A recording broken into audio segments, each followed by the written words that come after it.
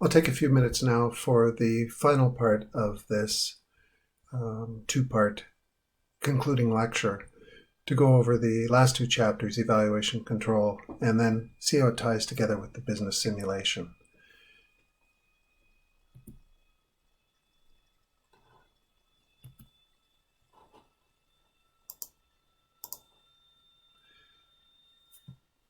We considered last week how so many strategies fail, and they fail either because there's a poor strategy or because it was poorly implemented. So we want to know how we can better be successful. We've completed all the environmental scanning, strategy formulation, strategy implementation part, and we're now looking at evaluation and control. And this idea that we need to have measurements in place so that individuals working within an organization can actually achieve the objectives that are set for a corporate level, business unit, or functional level. We often set up responsibility centers. It may be a strategic business unit, or it may be a standard cost center or a revenue center. But it's the same basic steps. We determine what we have to measure. We establish predetermined standards. We measure the performance. We see whether or not it matches the performance. If it does, that's great. And if it doesn't, we need to take corrective action. And so the types of controls that we have are output, behavior, and input controls. Now, very often the output controls we look at are these financial measures. But those metrics aren't enough. And so people have developed what's referred to as the Balanced Scorecard, which looks at financial, customer, internal business, and innovation and learning objectives. And it's found that using such a measurement greatly improves the performance of firms overall. Firms have moved towards strategies like enterprise requirements planning too, and SAP is the most used version of that software in the world today. They use tools like benchmarking, and you've done that in evaluating the performance of leading companies in your industry. That, of course, is the theory part of the course. So now let's look at how you applied the theory.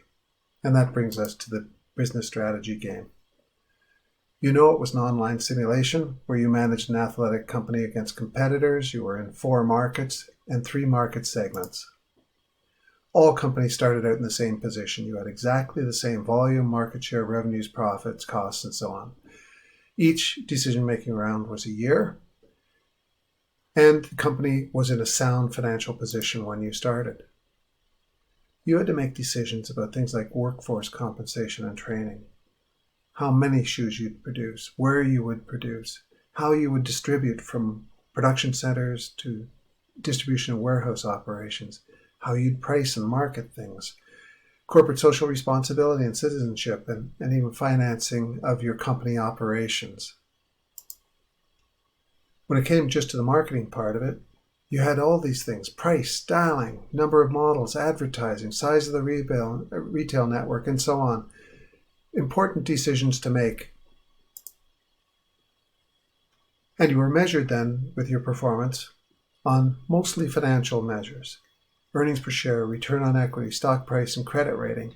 You also had this image rating, which was tied to the styling and quality of your branded footwear, your market share penetration, and the actions to display corporate citizenship and social responsibility. All of those measures were worth 20% in our Balanced Scorecard. And then we looked at it from both the investor's expectation standards, which were specified, and you were compared against other companies in your industry. The whole game was about practicing and experience what it takes to develop a winning strategy in a global competitive marketplace. By the end, what separated the better performing companies from those with weaker performance? It was the caliber of the decisions and strategies that the company managers employed. It was a real exercise designed to spur competition and get your competitive juices flowing. And what I know, I've studied it from previous simulations, is the people who spent the most time generally did the best, and the people who spent the least time generally did the worst. And that's really how it works in life too. You put the extra effort in, you have a much higher probability of being successful. Now, following each decision round, you had a competitive intelligence report that you could go through all the actions that your rivals were taking. With that information, you were in a good position to anticipate some of their strategic moves. And just as in other situations like sports, you were able to scout their strategies, try to judge what they do next, and come up with a competitive strategy of your own. There is not a built-in bias that favors one particular market or strategic approach. Certainly in some cases, if, for instance, you're the only one that's following a cost leadership strategy, you'll probably have an advantage. But there are many strategies that you can follow. So any well-conceived, well-executed competitive strategy will result in success, whether it's winning the simulation or coming in a strong position. But you can be overpowered by the strategies of your competitors, and you can be defeated by the presence of too many copycat strategies. So you always have to remain flexible. So, what strategies deliver the best performance? It really depended on the strength and interplay of each company's strategy with the decisions that were being made by rival companies. In the end, I hope you learned that managing a company in competition with rivals allows you to experience the things that you're reading in your text or covering in class about crafting and executing strategy in a competitive market.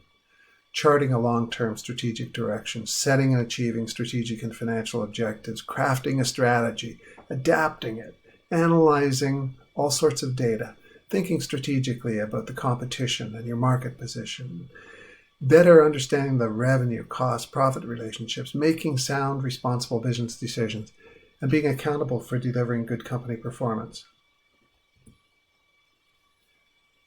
You all did a terrific job. We had many, many strong competitors. And we had a lot of other companies that struggled a little and worked hard to try and turn themselves around. But you should celebrate your success in playing the simulation, finishing the simulation, and let's not forget to celebrate our champions this year, Jasper, Ashna, David, and Adrian. Thanks for participating in the simulation. Thanks for participating in the course. It's been my pleasure.